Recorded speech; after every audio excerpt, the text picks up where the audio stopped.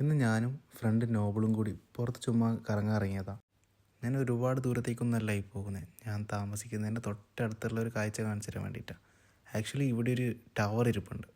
ഈ ഇടവഴി കഴിഞ്ഞിട്ടുണ്ടെങ്കിൽ തൊട്ടപ്പുറത്താണ് ഞാൻ പറഞ്ഞ സ്ഥലം. പക്ഷേ പോകുന്ന വഴി കുറച്ച് ഷോക്കാണ്. വേറൊന്നും കൊണ്ടല്ല, മഴ പെയ്തായിരുന്നു ഇന്നലെ.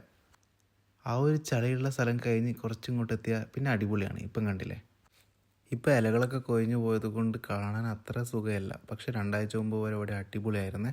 ഞാൻ ഇനി മെയിനായിട്ട് വന്ന കാര്യം കാണിച്ചു തരാം. നമ്മളിപ്പം കാണാൻ വന്നിരിക്കുന്നത് ആൻഡ്രിയം റൗണ്ട് ടവറാണ്. ഇത് ആക്ച്വലി 10th സെഞ്ച്വറിയിൽ ഉണ്ടാക്കിയൊരു കൺസ്ട്രക്ഷനാണ്. ഇവിടുത്തെ ആൾക്കാർ ഇതിന് വിച്ച് സ്റ്റോൺ എന്നും പറയാറുണ്ട്. ഇതിൻ്റെ ഉയരം 28 മീറ്ററാണ്.